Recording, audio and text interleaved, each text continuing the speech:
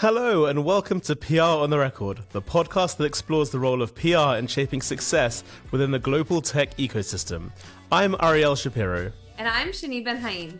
Today we're having Ori Yudilevich, the CPO of MaterialsZone, a Lean R&D platform for materials innovation, on the podcast. He has represented the company in the media, appearing in several podcasts and interviewing with reporters for news stories on the integration of AI into the R&D process, amongst many other topics related to the field. He has a background in software development, AI, and machine learning.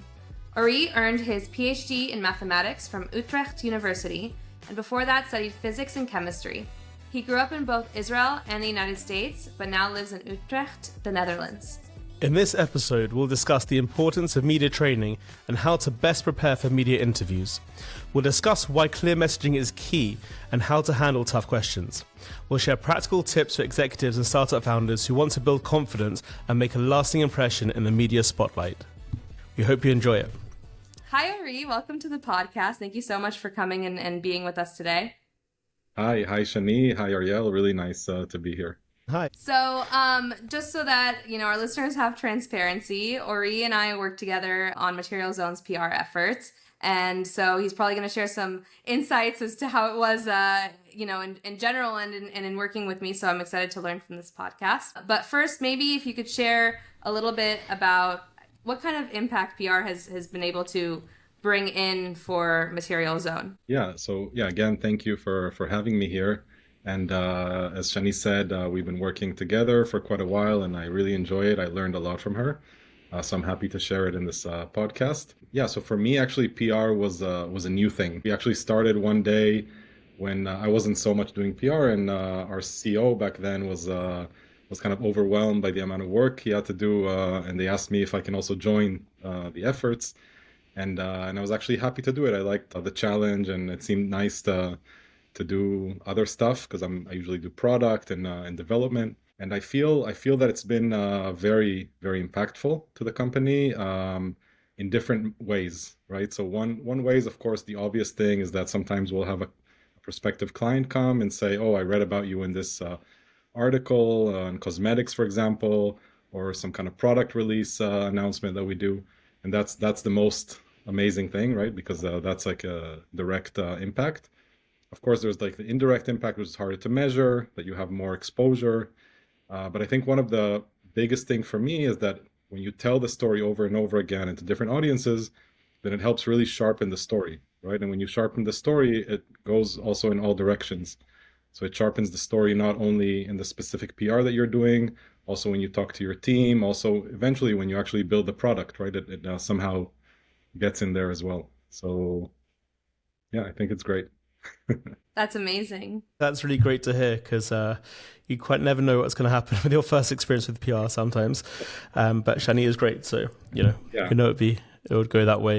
It was your first experience with PR. Was it your first experience of being, a spokesperson for your company? I'd imagine that's like quite a responsibility. Yeah, it's the first time I do it. Yeah, the first time I don't remember. I think it was we did an interview with that was written but also recorded, and I was really nervous. I get nervous doing something for the first time, especially if it gets recorded, and if you mess up, what's going to happen. And the journalist seems like this very threatening person, but of course after you do it a few times, you see that they're people just like you, and they really are just there to have like a nice conversation and learn stuff. But yeah, so I'm really happy to be the spokesperson, or one of the spokespeople of MaterialsZone. And I think back to that, I remember that interview and sitting in, and I remember the nerves that you had beforehand. And I know that we went through a media training, and I want to hear your full perspective and experience of how that was for you. And also maybe you could share maybe it'll be enlightening to other spokespeople for different companies about how a media training should or shouldn't go.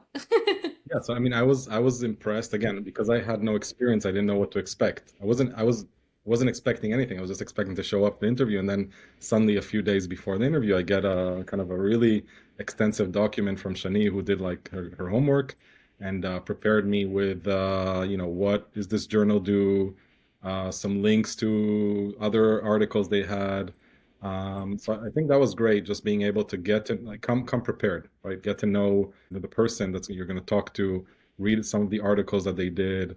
Shani also suggested some topics that we might be discussing. So I think all that helped me.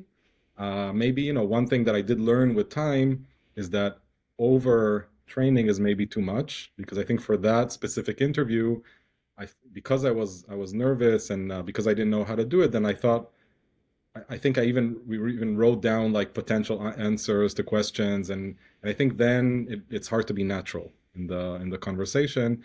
And what I do today is more write points down, right? So if I know in advance, sometimes you get kind of a list of topics that you might discuss, then I'll just write some points. I'll think about it a bit, but I'm not going to overdo it, because then you feel it in the interview. And I hope we don't feel it now, because I didn't actually prepare answers. This That's a definitely feels great note. natural. Yeah, no, that's a great note, and I'm gonna take that note and move forward with with other people that I work with, because I think we did do like a mock kind of interview as like as a test Right. to see, and I remember you coming out of that interview and you were saying your interview was much harder, and I think I mentioned this in a previous episode, and it's just funny how like I'm like, but that's good, because then you were less intimidated, I guess, during the conversation, or I want to make sure that the people come most prepared, but it's a Yeah. really good note, because I don't want to scare anybody at the same time. So taking that and going forward. I You think I think it's something you have to go through, right? Whenever you do something new, you have to do it a few times, and then you get better at it, and you get less excited by it. So I think there was no really way around doing it the first time. You can.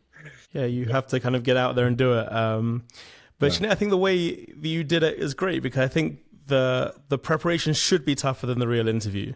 It's like anything. Training should be the hard part, and then when you're doing the actual activity, it just makes everything much easier.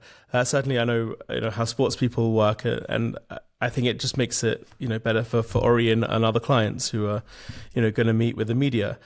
And you talked about being natural, and that kind of thing. I've worked with quite a few clients on media training, and it's always not natural. Essentially, it doesn't come naturally to a lot of people. A lot of people are shy to do the training because they feel like they're being watched, and everything they're doing is being analyzed.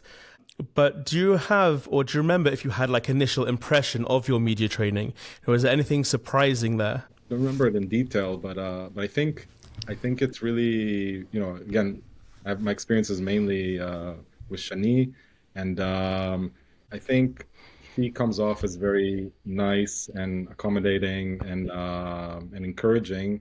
So I think that's what I would recommend for anybody giving the media training, is just to be not, and I think that's not only about media training, right? Like I was in academia, I had a supervisor, right? And if your supervisor is nice, encouraging, they should be challenging you, right? So they shouldn't be like too easy on you.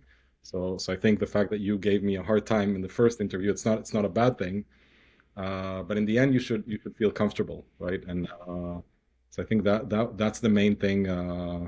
And I remember it being that way. So it was a good experience for me. Again, I mean, there was nothing you can't take away the nerves of the first time or the second time, or the first time of doing something new, podcast, for example.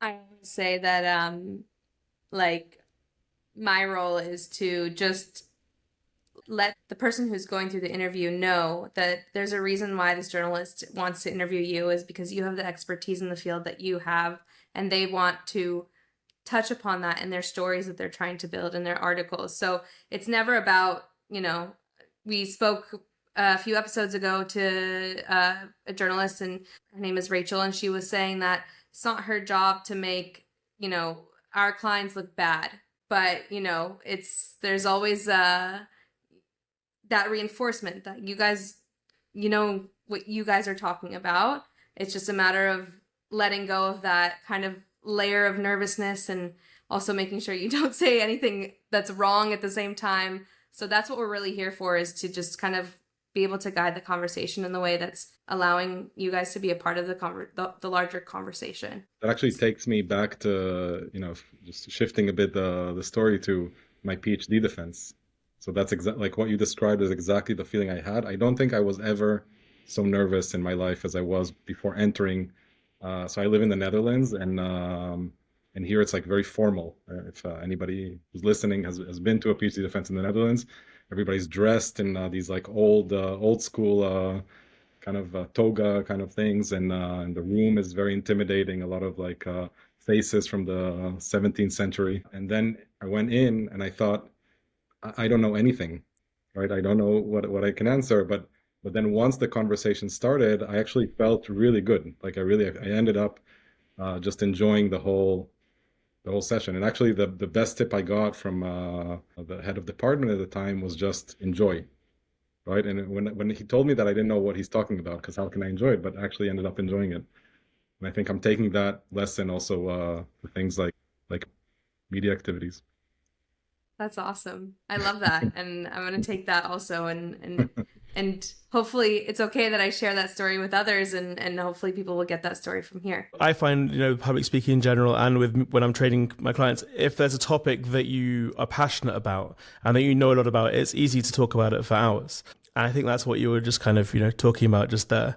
So, I mean, I think we've kind of, discussed it a little bit and I possibly know the answer, but I also just wanted to get your thoughts on, do you think media training is important for company executives before going into the interview, and if it is, why? What else does it give apart from things you've already mentioned? Yeah, I think it is very important, even for somebody who's very experienced. I mean, I think even prime ministers and ministers, they have media people around them. First of all, not everybody is as comfortable as others, right? So some people maybe need more support. But I think just having this other perspective, this person next, because when you do another job, right? Like I do product management and development, that I'm not thinking media, right? It's a different way of thinking, and sometimes there's even a clash in a way, right? As to how you should present things outward and how you do it inwards, and I think having a person next to you who's doing that all the time, who has like a different perspective, I think that's super important and ongoing. So it's not something you do once and you're like, okay, now I know how to do it. I don't need the media trainer anymore. I think it's really just having, I don't know if it's a good analogy, but like having a therapist, right? It's something good to always have in life, even if you're doing well in life, just having somebody to talk to that gives you another perspective on things. So it's maybe like the media therapy. I don't know if... Take it. I like the analogy. I do too. And I guess beyond that, like media training aspect and the briefing documents that, like you said, that I would prepare for you, was there any other thing that you would do when you would prepare for a media interview, rather before, or like what was that process like for you that maybe I didn't see that maybe like others might benefit from knowing? I think, for example, in podcasts, I mean, I didn't do it always as much as I wanted to, but just getting familiar with a podcast, right? So if I had time, if I knew as much in advance, I would listen to a few episodes. Sometimes you actually get to know a new podcast that you start following. So I think that's just good, and not doing it like half an hour before the interview, even though I do sometimes end up doing that. That's not great.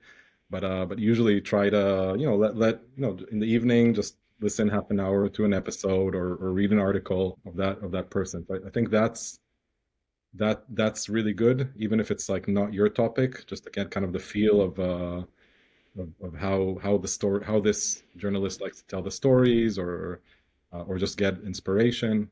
So yeah, so I think that's one thing that maybe you didn't see as much. I mean, you send me often the links, but you didn't know if I'm actually following them. What else? Yeah, I mean, again, I think just spending a bit of time to reflect and think of kind of the main points you might want to get through, because when you're put like on the spotlight, you sometimes don't have like the good anecdote or the good answer to give, and just having like that, like a little spark of an idea. So just thinking about things, then it comes faster to your mind when you actually talk about it.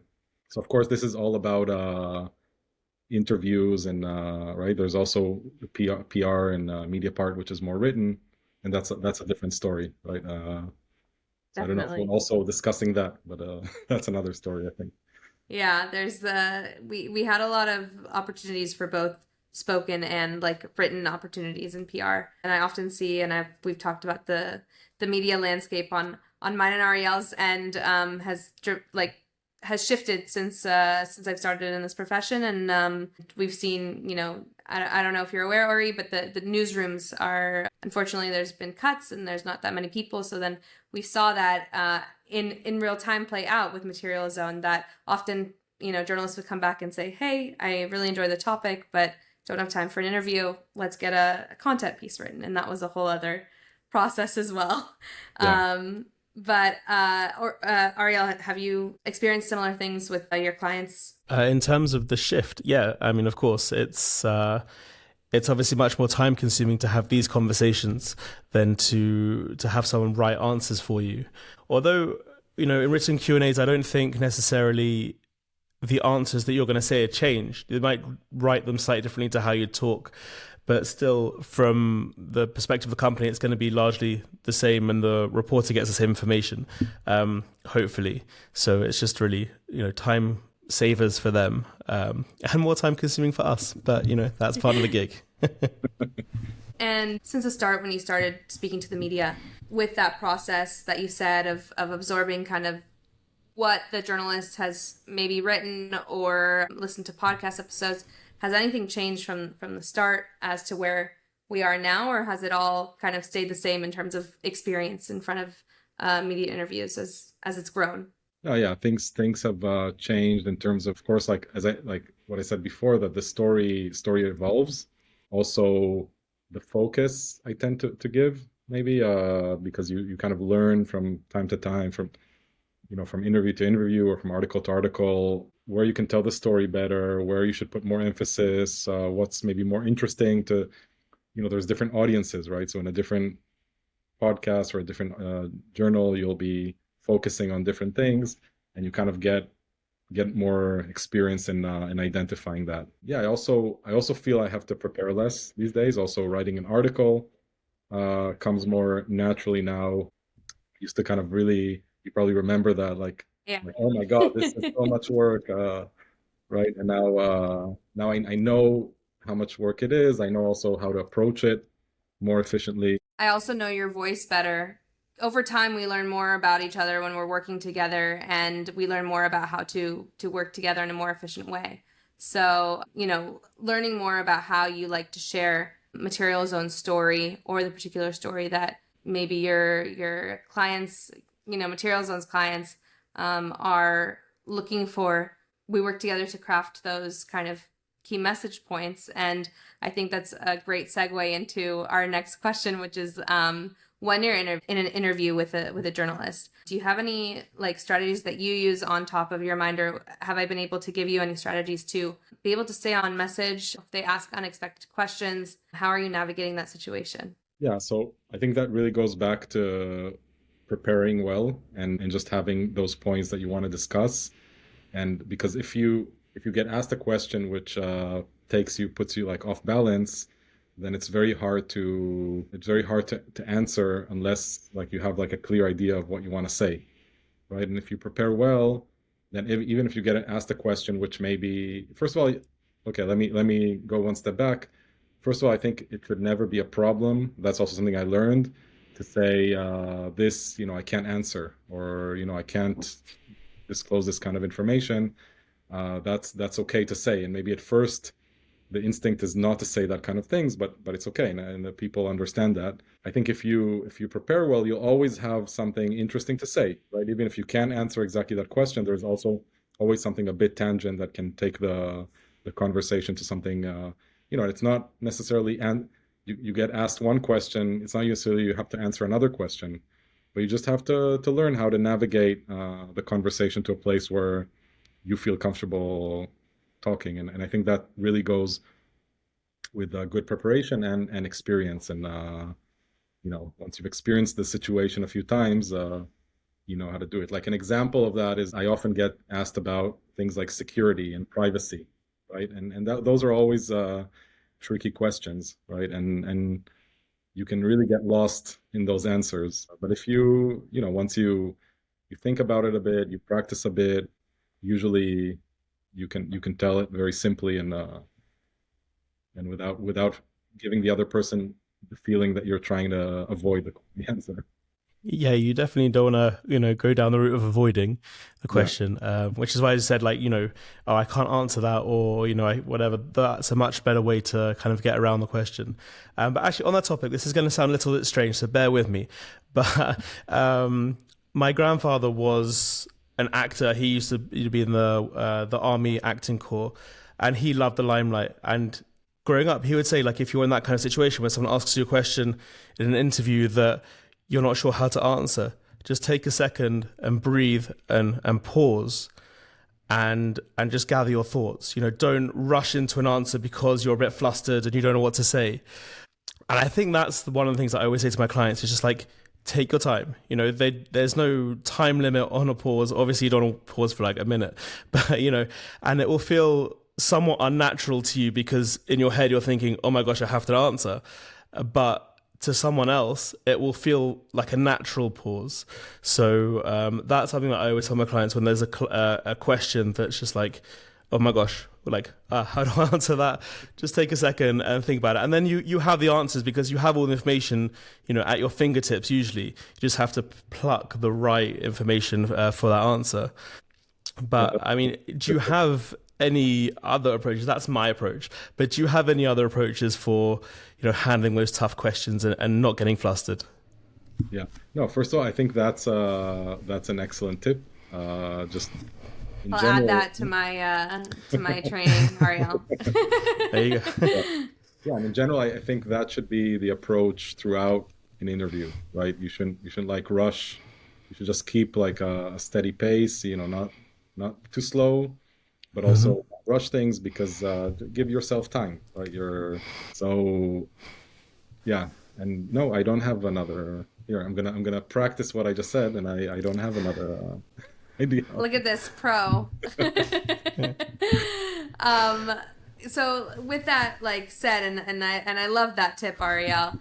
And you're taking all the tools that you're learning through, not only prior to before you're going into the interview, also throughout the experience of you being interviewed by media. And I guess if you could just share maybe like a memorable interview experience, if it was either it be a success or like a learning moment, maybe if you can potentially just give us kind of one standout moment that you've had throughout an interview. Yeah, I had also a podcast interview like maybe half a year ago with a guy from Intel, if you remember, and I think that was maybe one of my favorite interviews because it was, we were joking, we were reminiscing about our old computers. I don't remember if that was during the interview or maybe right after.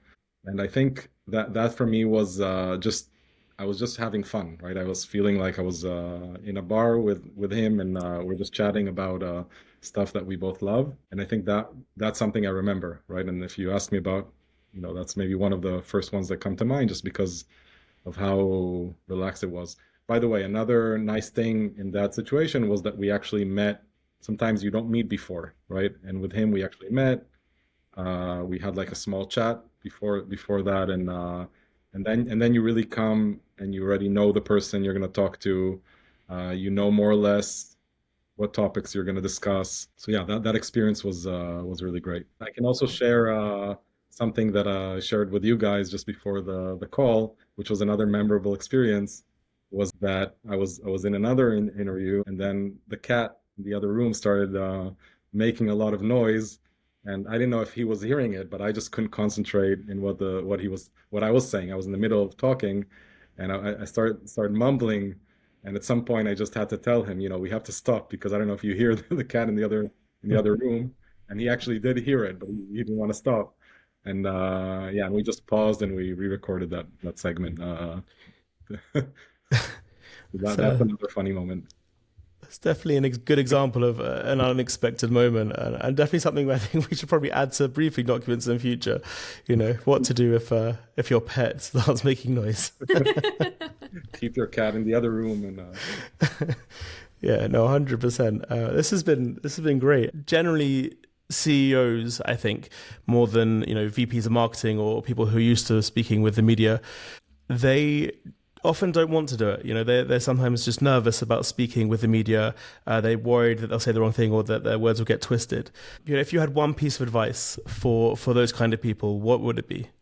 Yeah, I think really don't shy away from doing this, because there's so much to learn, and I think eventually you'll have fun, even if you don't like these situations, and I think you learn a lot about interpersonal communication, about telling your story. I think especially for executive level people, you really have to learn to tell the story of your company, right? And there's no better way to do it than through media.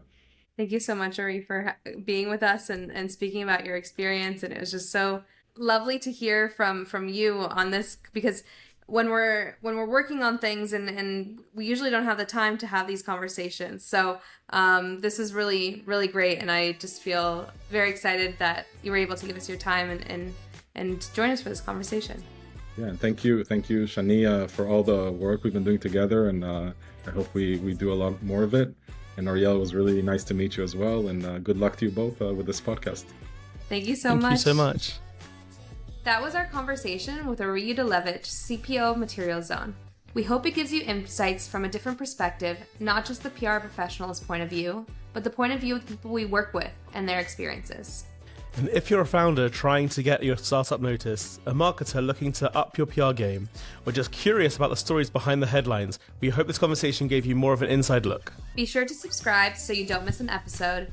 And if you have any questions or suggestions on topics that we should talk about, send us your thoughts at prontheRec@gmail.com. That's prontheREC@gmail.com.